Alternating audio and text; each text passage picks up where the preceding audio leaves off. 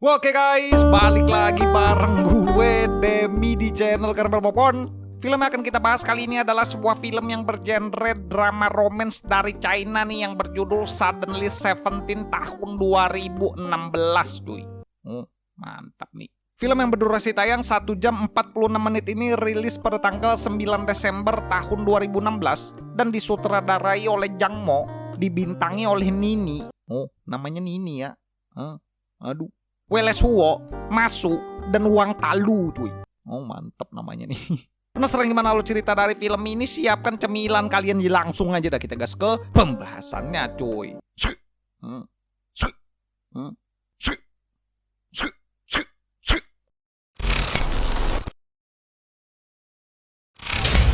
Film diawali oleh seorang gadis yang berusia 28 tahun yang sedang sibuk memasak sarapan pagi. Ia menceritakan bahwa hari ini adalah hari di mana kekasihnya 10 tahun lalu berjanji akan melamarnya. Gadis ini bernama Liang Xia, atau kita sebut aja Liang ya. Mantap nih, Liang Lahat kali yang apa nih? Liang terlihat sedang memandangi kekasihnya dengan ekspresi senang yang sedang memakan sarapan yang baru saja dibuatnya. Kekasih Liang ini bernama Mao. Mao adalah seorang CEO di perusahaan yang bergerak di bidang desain artistik. Mao berkata, "Ada apa?" Liang pun bilang, "Kau saja yang katakan." Liang pun mengambil sesuatu di dalam jasnya Mao. Ia terlihat mengambil sebuah perhiasan berlian dan mengira itu diperuntukkan untuk dirinya, cuy. Liang pun terlihat sangat senang di sini, tetapi di sini Mao berkata kalau perhiasan berlian itu adalah milik istri bosnya yang ketinggalan 2 minggu yang lalu saat mau bekerja di Dubai, dan Mao berniat untuk mengembalikannya. Mao berkata kalau saat ini perusahaannya sedang mengalami masa-masa yang sulit. Liang yang mendengar hal itu, ia pun terlihat sedih sambil mengingat 10 tahun lalu saat Mao bilang kalau ia akan melamarnya 10 tahun lagi ketika Mao sudah sukses dengan karirnya dan mereka akan mempunyai banyak anak. Tidak berselang lama, handphonenya Mao pun berbunyi, yang dimana yang menelpon adalah bosnya.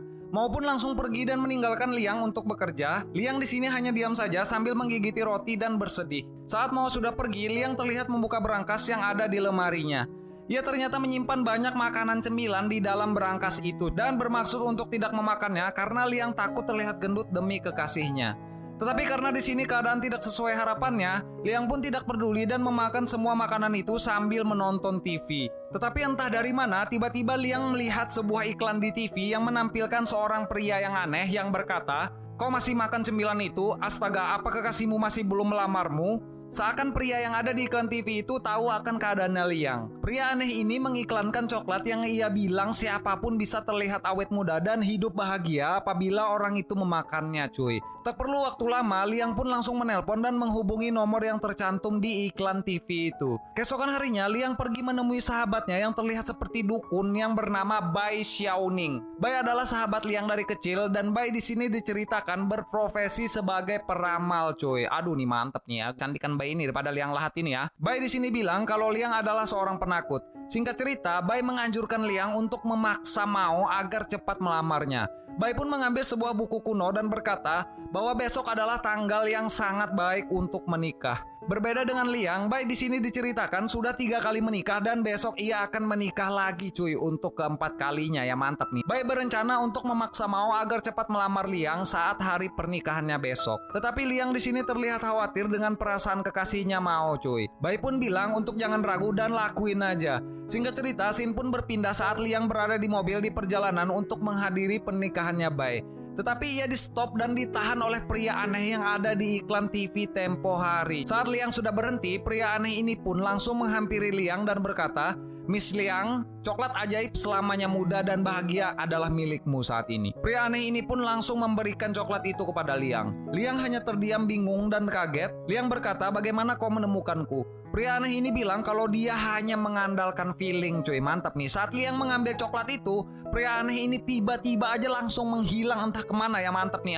Kayaknya orang ini hantu ya. Mantap nih orang ini ya. Pria aneh ini bule-bule ini ya. Scene berpindah saat Liang, Bai dan calon suaminya berada di atas panggung. Suaminya Bai terlihat sedang memberikan sebuah hadiah kura-kura emas untuk Bai. Liang di sini terlihat bahagia melihat Bai dan suaminya sekaligus merasa khawatir karena Mao belum saja datang, cuy. Tak berselang lama, Mao pun akhirnya datang. Bai di sini berkata kalau ia hari ini tidak akan melakukan tradisi lempar bunga. Tetapi Bai akan langsung memberikan bunga itu kepada sahabatnya yang ia kenal dari kecil, yaitu Liang cuy. Saat Bai melihat Mao datang, Bai pun langsung memanggil Mao untuk naik ke atas panggung. Bai berkata kepada semua undangan kalau Liang dan Mao sudah bersama selama 10 tahun cuy. Aduh ini lama banget ya, 10 tahun pacaran ya. 10 apa nih pacaran kah, kredit rumah nih ya. Semua undangan yang ada di ruangan itu pun langsung bertepuk tangan. Bai berkata kepada Liang dan Mao kalau Bai mendoakan mereka berdua akan selalu hidup bahagia. Salah satu dari undangan pun berteriak, "Ayo lamar dia, kalau nggak mau biar gua aja yang lamar." Seluruh undangan pun malah berdiri dan bersorak, "Lamar, lamar, lamar." Kayak begitu cuy ya. Kayak begitulah pokoknya lah ya. Liang di sini terlihat senang sampai meneteskan air mata. Tetapi di sini Mao hanya terdiam dan Mao bilang kalau ini adalah pernikahannya Bai. Mao dan Liang tidak boleh mengganggu acara tersebut. Liang pun langsung terlihat sedih cuy, dan tak berselang lama maupun ditelepon bosnya dan langsung aja nih pergi meninggalkan tempat itu karena ada pekerjaan yang harus dikerjakannya cuy. Saat mau pergi, Liang terlihat langsung mengejarnya dengan mengendarai mobil. Tetapi Liang harus kehilangan Mao karena ia terpaksa merem mendadak karena terlambat dan tidak sempat untuk melewati lampu merah cuy. Liang terlihat sangat shock dan stres saat itu. Ia pun mengambil coklat yang ia terima dari pria aneh yang ada di iklan TV. Sesaat setelah ia memakan coklat itu, Liang diperlihatkan kalau ia sedang mengalami hal yang aneh. Saat itu pun Liang tidak sadar dan tidak sengaja menabrak sebuah mobil yang terparkir di depan mobilnya cuy. Mobil ini adalah milik seorang pengendara yang berkepala botak. Nih mantap nih bapak botak ya. Bapak botak pun langsung turun dan menghampiri Liang agar ia bertanggung jawab karena mobilnya sudah rusak. Saat Liang keluar dari mobil, Liang pun lagi-lagi merasa ada yang aneh. Ia melihat wajahnya di kaca jendela mobil dan terheran-heran. Saat bapak botak menyuruhnya untuk bertanggung jawab, ia malah diam saja dan menghiraukan itu.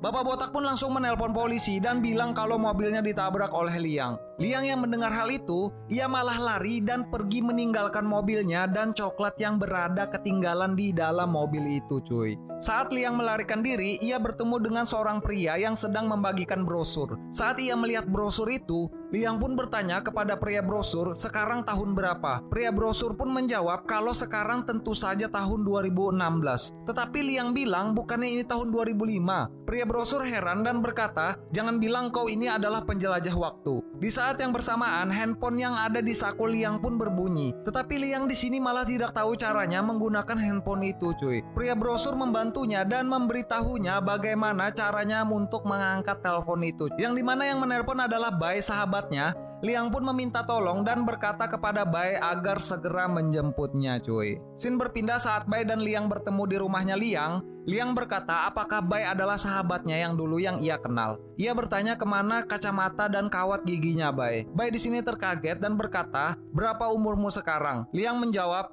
"Tentu saja aku 17 tahun. Bai pun memastikan lagi. Bai bertanya, "Siapa suamimu?" Liang menjawab, "Tentu saja Nick Carter." Nick Carter adalah artis yang diimpikan Liang untuk menjadi suaminya saat Liang masih remaja coy. Bai pun shock mendengar perkataannya Liang dan berkata kalau pikiran Liang sudah menjelajah waktu. Dan sekarang ini Bai sedang berbicara dengan Liang yang masih umur 17 tahun coy. Lalu Liang pun heran dan berkata, "Lalu berapa umurku sekarang?" Sambil terlihat dengan muka yang terheran, Bai pun menjawab 28 tahun. Liang pun terlihat kaget, tetapi ia juga malah senang karena tidak perlu lagi untuk sekolah dan belajar. Dan ia bisa melakukan apapun saja yang ia inginkan sekarang. Lalu Liang bertanya kepada Bai, apakah Liang sudah menjadi pelukis terkenal dan berapa penghargaan yang sudah ia dapatkan. Bai menjawab hanya dengan menunjuk sebuah lukisan dengan kemoceng. Ia berkata bahwa Liang hanya mendapatkan seorang pria 34 tahun yang mempunyai perusahaan desain artistik yang dimana itu adalah Mao. Dan bilang kalau Liang sudah berhubungan dengan Mao selama 10 tahun. Dan hari ini Liang sudah gagal membuat Mao untuk melamarnya. Liang pun bilang kalau itu membuatnya sangat malu. Liang bilang kalau Mao sangat tua dan ia tidak mau hidup bersama Mao. Nih Liang yang ini kita sebut Liang muda aja ya guys. Liang muda ya, Liang Lahat ini ya. Kalau Liang yang 17 tahun nih kita sebut Liang muda aja cuy. Kalau Liang yang 28 tahun nih kita sebut Liang dewasa aja ya. Susah nanti ya, karena susah ngebedainnya cuy, orangnya sama ya. Liang muda pun langsung mengganti pakaiannya dan mengajak Bai untuk jalan-jalan. Tetapi sesaat saat sebelum mereka pergi, Mao pun datang. Mao mengajak Liang untuk mengobrol. Mao bilang kalau ia tidak bisa memberikan apa yang Liang minta. Ia bilang kalau ia sudah bersama Liang selama 10 tahun dan takut kalau hidup rutinitasnya mereka berdua tidak akan berubah, cuy. Bai terlihat penasaran dan sedang merekam pembicaraannya mereka berdua dengan handphonenya. Karena di sini yang mengobrol dengan Mao adalah Liang muda pun tidak menghiraukan Mao dan berkata kalau Mao bukan tipenya. Dan ia menyuruh Mao untuk pergi dari rumahnya. Liang muda pun langsung meninggalkan Mao dan langsung mengajak Bai untuk pergi jalan-jalan. Scene berpindah saat Liang dan Bai sedang berada di sebuah klub malam untuk mabuk-mabuk. Nih by the way, ini klub malam di Cina banyak pampir-pampir ya guys ya. Mantap ya, pampir-pampir gini ya.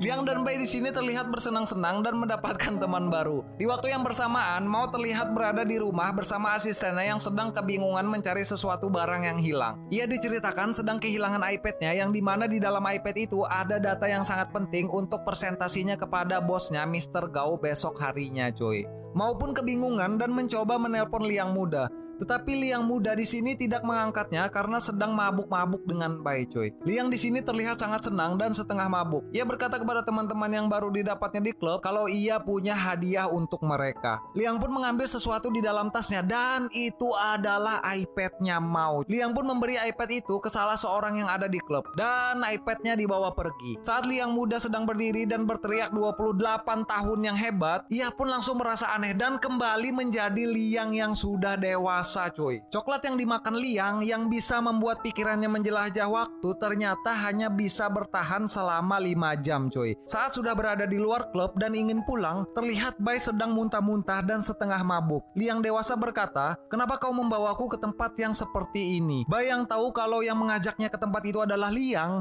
ia pun sadar kalau Liang dewasa sudah kembali. Bai pun menceritakan kepada Liang dewasa kejadian yang menimpanya. Kalau Liang berubah menjadi dirinya saat Liang masih berumur 17 tahun yang dimana itu adalah 11 tahun yang lalu, cuy. Dan Bai berkata kalau Liang sangat keren saat ia mengusir Mao kekasihnya dan menyuruh Mao untuk pergi dari rumahnya. Liang dewasa di sini tidak percaya dan hanya mengira kalau Bai berbicara ngelantur karena sedang mabuk. Tetapi Bai berkata kalau itu adalah kenyataan. Dan Bai pun langsung memperlihatkan rekaman yang ia ambil saat Liang muda dan mau berbicara. Bai pun langsung memperlihatkan rekaman itu dan akhirnya Liang dewasa pun tersadar dan takut akan hal itu. Saat yang bersamaan, Mao pun menelpon. Mao bertanya apakah Liang membawa iPad-nya. Liang dewasa yang tak sadar dan tak tahu apa yang dialaminya. Liang dewasa pun bingung dan bertanya kepada Bai apakah ia membawa iPad-nya Mao. Bai menjawab iya. Tetapi saat telepon ditutup, Liang dewasa malah tidak menemukan iPad itu di dalam tasnya, coy. Yang dimana iPad itu sudah diberikan oleh Liang muda ke seseorang yang berada di dalam klub saat Liang muda masih mabuk. Liang dewasa dan Bai pun akhirnya mencari cara agar ia bisa kembali menjadi muda. Terlihat Liang dan Bai sedang menaiki taksi dan menyuruh sopir taksi untuk mengebut dan merem mendadak agar Liang kembali menjadi 17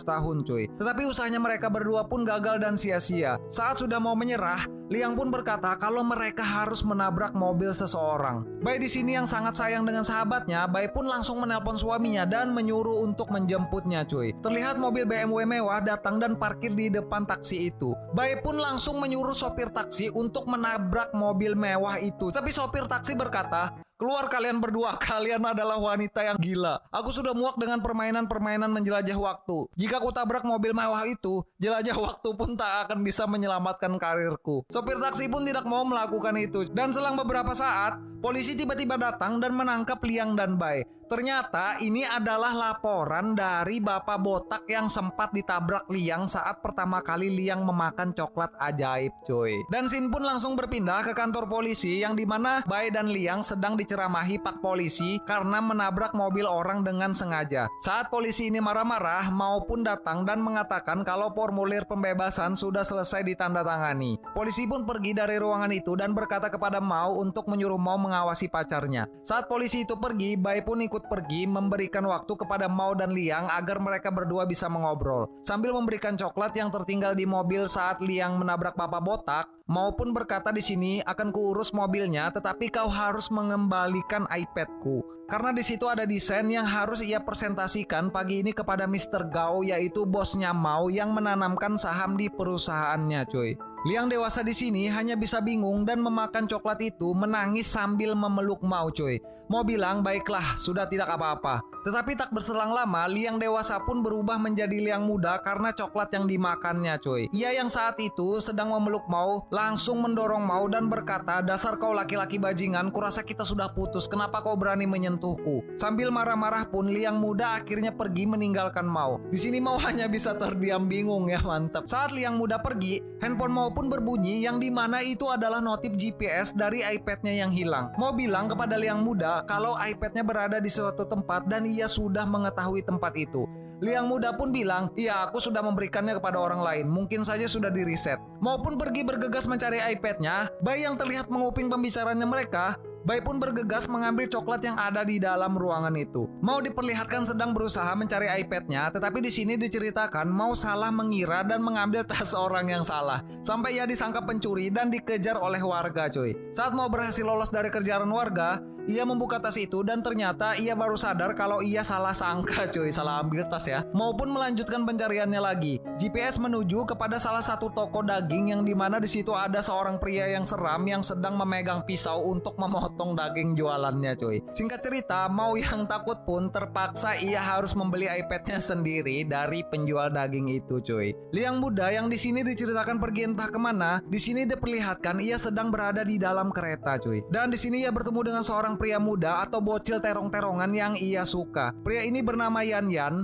Yan Yan adalah pria muda cabe-cabean yang gemar touring menaiki motor. Yan Yan di sini terlihat sedang bersama temannya. Karena di sini diceritakan Liang adalah pelukis yang hebat saat ia masih muda, Liang muda pun langsung melukis Yan Yan. Yan Yan di sini tahu kalau Liang muda sedang memperhatikannya, dan Yan Yan juga terlihat suka dengan Liang muda, cuy. Tetapi setelah selesai melukis, Liang muda kembali menjadi Liang dewasa, cuy. Nih aduh nih berubah-ubah ya. Dan saat Liang dewasa sadar ia sedang berada di dalam kereta, ia pun langsung bergegas turun dari kereta itu.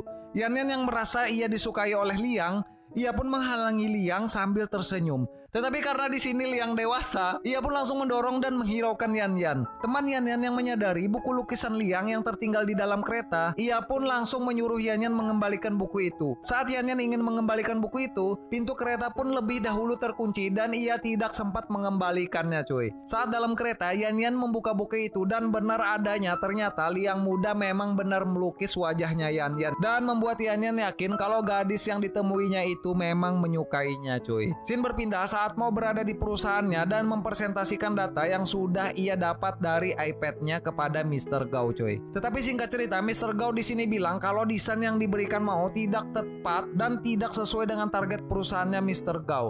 Mr. Gao bilang kalau ia menemukan contoh lukisan yang menurutnya sangat bagus di internet. Dan ia bilang kalau itu sangat viral. Lukisan itu bertajuk Mencari Kekasih Kereta Bawah Tanahku dan menjadi inspirasi banyak orang. Tetapi saat mau melihat lukisan itu dan melihat foto orang yang melukisnya, ternyata itu adalah lukisan Liang yang ditujukan kepada Yan Yan, cuy, saat di kereta ya. Yang dimana diceritakan kalau Yan Yan mencari Liang dan mempostingnya di sosial media dan menjadi postingan yang viral, cuy. Singkat cerita, Mr. Gao pun berkata bahwa aku pelukis ini dalam 48 jam, maka aku akan berinvestasi. Scene berpindah saat Bai dan Liang dewasa berada di rumahnya Bai. Bai bilang kalau ia sudah mengetahui penyebab Liang dewasa menjadi Liang muda, cuy. Ia bilang kalau coklat ajaib itulah yang membuat pikiran Liang menjelajah waktu. Tak berselang lama Mao pun menelpon dan mengajak makan malam. Liang mengira kalau ia akan dilamar kali ini. Saat menunggu Mao di restoran, Mao terlihat datang, tetapi Mao datang membawa asistennya yang bernama Nona Yu. Singkat cerita, Mao menawarkan pekerjaan kepada Liang dewasa agar ia melukis untuk perusahaannya, cuy. Karena Mr. Gao sangat menyukai desain lukisannya Liang, cuy. Awalnya Liang dewasa terlihat tidak mau, tetapi ketika Nona Yu menawarkan lukisan yang didesainnya sendiri kepada Mao, Mao terlihat mau mencobanya. Saat Liang dewasa melihat keakraban Mao dan Nona Yu, Liang dewasa pun bilang kalau ia akan melukis untuk Mr. Gao. Liang dewasa langsung mengambil tisu dan pensil alis, tetapi Liang dewasa ternyata sudah lupa bagaimana caranya untuk melukis, cuy. Ia pun langsung pergi ke toilet dan berniat untuk berubah menjadi Liang muda. Liang dewasa pun membuat pesan kepada Liang muda agar Liang muda mengetahui keinginan Liang dewasa. Kalau Liang dewasa ingin Liang muda kembali ke meja makan dan melukis untuk Mao dan Nona Yu. Liang muda pun kembali datang. Ia melihat pesan yang disampaikan oleh Liang dewasa. Saat ia sudah di meja makan bersama Mao dan Nona Yu, Liang muda bilang mana yang harus aku gambar. Saat mau memperlihatkan lukisan wajahnya Yan, Liang muda malah langsung lupa dengan pesan Liang dewasa dan berkata kalau Yan ternyata sudah mencarinya. Tanpa pikir panjang lebar, Liang muda malah pergi meninggalkan Mao dan Nona Yu asistennya untuk pergi menemui dan mencari Yan cuy. Di sini diperlihatkan kalau Mao terlihat sangat bingung cuy. Ini bingung terus ya orang ini ya. Scene pun berpindah menceritakan kalau Liang muda sudah bertemu dengan Yan. Dan singkat cerita, Yan mengajak Liang muda untuk jalan-jalan dan membawanya naik ke atas gedung agar Liang muda bisa melihat pemandangan kota yang sangat indah. Dan langsunglah nih mantap nih Yan nih menyosor bibir Liang Chan ini lagi ya, mantap nih. Ini aduh terong-terongan nih menyosor bibir terus ya. Tetapi sesaat sebelum bibir Yan mendarat dengan seksama, mereka berdua malah disenter oleh petugas gedung dan disangka ingin bunuh diri cuy. Mereka berdua pun akhirnya ditahan. Saat Liang muda panik, Yan malah melanjutkan nih mantap nih menyosor bibirnya di ruangan kantor polisi ya, mantap nih. Mereka berdua pun akhirnya berciuman di salah satu ruangan yang ada di kantor polisi cuy. Tetapi 5 jam sudah hampir berlalu saat bibir Yan menempel dengan seksama dan mendarat di bibirnya Liang muda. Liang dewasa pun akhirnya kembali cuy dan menyadari kalau ia sedang berciuman dengan bocil terong-terongan nih, mantap nih. Liang dewasa pun langsung mendorong dan menampar Yan bocil. Tetapi di sini polisi ternyata malah memperhatikan mereka berdua lewat kamera CCTV cuy dan berkata astaga nih dasar bocil ya. Petugas polisi pun yang datang dan memanggil Liang kalau ada yang mencarinya. Ternyata itu adalah Mao yang ingin membebaskan Liang lagi cuy. Maupun menjemput Liang dewasa agar mereka bisa pulang. Dan saat itu Yan pun mengetahui dan melihat Mao saat bersama dengan Liang cuy. Di perjalanan pulang, Mao bilang kalau Mr. Gao sangat ingin Liang melukis untuk perusahaannya dan mau mengizinkan Liang untuk melukis. Liang dewasa pun akhirnya belajar dan membuka lukisannya yang dulu ia simpan di bawah lemari. Dan Liang dewasa pun akhirnya mulai belajar melukis lagi cuy. Liang dewasa pun memanggil Bai untuk menilai lukisannya. Tetapi lukisannya Liang dewasa benar-benar jelek sampai Bai tidak mengenali apa yang dilukis oleh Liang dewasa cuy. Mereka berdua pun akhirnya membuat rencana dan mengandalkan Liang muda untuk melukis. Dan Bai disuruh untuk menjaga dan memantau Liang muda. Sampai pada akhirnya Liang dewasa pun berkata kalau Liang muda tidak menurut, ikat dan paksa saja dia. Bai pun langsung bersemangat dan berteriak, baiklah akan kulakukan itu, mantap ya. Saat Liang dewasa memakan coklat dan menjelajah waktu lagi, yang terikat ternyata Bai cuy. Karena Liang muda ternyata otaknya licik ya. Dan Liang muda bertanya bagaimana caranya Liang dewasa kembali dan membuat Liang muda berpindah tempat. Liang muda pun memaksa Bai dengan cara menggelitiki kaki agar Bai mengatakan caranya cuy. Bai pun terpaksa memberitahu Liang muda kalau coklat ajaiblah yang memicu mereka berdua untuk berpindah tempat. Liang muda pun melepaskan Bai dan bertanya apa Bai menyimpan coklat itu di rumahnya. Bai pun bilang kalau ia tidak menyimpannya dan Bai pun langsung pergi. Tetapi saat Bai mengambil kura-kura yang diberikan suaminya saat mereka menikah, Liang muda pun mengetahui kalau di dalam kura-kura emas itu pasti terdapat coklat yang disimpan oleh Bai. Liang muda pun merebut coklat itu dan langsung pergi cuy. Liang muda langsung menemui Yan bocil. Singkat cerita aja ya. Pada malamnya Liang muda dan Yan bocil pergi berkemah ke gunung cuy. Saat di tenda, Yan bocil akhirnya ingin melakukan bergenjotan nih dengan Liang muda ya, mantap nih, akhirnya bergenjotan juga ya. Tetapi Liang muda di sini menolak karena ia bilang kalau ini pertama kalinya ia bergenjotan. Nah, mantap ya, perawan juga ya ceritanya ya. Karena hari sudah malam dan waktu 5 jamnya Liang muda sudah mau habis, Liang muda pun membuat pesan video yang ditujukan kepada Liang dewasa agar membantunya untuk mencium Yan cuy. Dan sebagai gantinya Liang muda akan melukis untuk Liang dewasa cuy. Liang dewasa pun memenuhi permintaan Liang muda dan kembali ke tenda dan mencium Yan bocil. Dari kejadian itu Liang muda dan Liang dewasa pun akhirnya bisa akur dan berteman dan saling membantu cuy. Tetapi di balik pertemanannya mereka juga sempat saling mengerjai satu sama lain. Liang muda pergi ke tempat rumah hantu horor dan berbaring di tengah-tengah hantu saat ia ingin berubah menjadi Liang dewasa. Dan Liang dewasa berlomba makan pedas dengan teman geng motornya Yan saat ingin berubah menjadi Liang muda nih, mantap nih. Singkat cerita, Bai menemui Liang dewasa yang sedang berada di salon dan memberitahukan sebuah berita kalau pabrik coklat ajaib yang Liang dewasa pesan sudah hancur cuy, terkena meteor nih, mantap nih, meteor jatuh ya malah menimpa pabrik coklat ajaib ya nih. Kebetulan banget ya padahal ya. Dan coklatnya sudah tidak diproduksi lagi nih, mantap nih. Mereka berdua pun akhirnya panik karena coklat coklat ajaib yang dimiliki mereka sisa tinggal sedikit cuy. Dan akhirnya Liang dewasa pun memanfaatkan coklat yang masih dimilikinya diperuntukkan untuk Liang muda cuy. Karena mereka berdua ini udah berteman ya, udah saling mendukung ya, support satu sama lain ya. Agar Liang muda bisa mempunyai waktu yang banyak dan bisa merasakan nih mantap nih bergenjotan dengan Yayan bocilnya apa nih terong-terongan ya.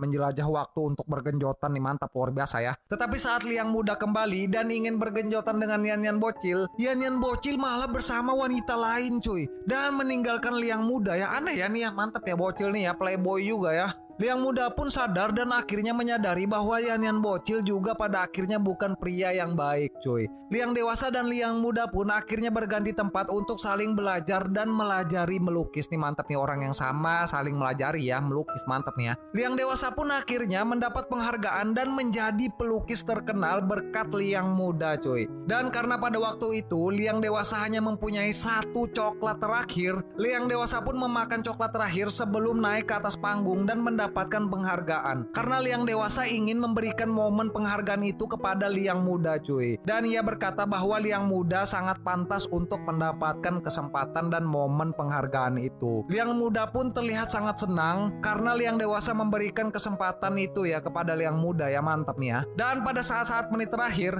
Liang dewasa pun akhirnya berpisah dengan Liang muda di tempat fiksi hayalan pikirannya mereka cuy. Mereka berdua pun akhirnya berpelukan dan mengerti satu sama lain dan saling mengucapkan terima kasih dan selamat tinggal cuy. Kehidupan Liang pun akhirnya kembali normal seperti sebelumnya dan tibalah waktu saat Liang dewasa, Bai dan suaminya beserta anak-anak Bai berada di rumahnya Bai cuy. Mereka semua terkejut karena tiba-tiba ada keributan di luar, yang dimana keributan itu disebabkan oleh Mao yang berlari telanjang di jalan dan membawa papan bertuliskan, "Liang, apakah kau mau menikah denganku?" Dan sambil berteriak, "Aku mencintaimu," cuy. Dan filmnya pun berakhir dengan ending yang bahagia cuy. Mantap ya.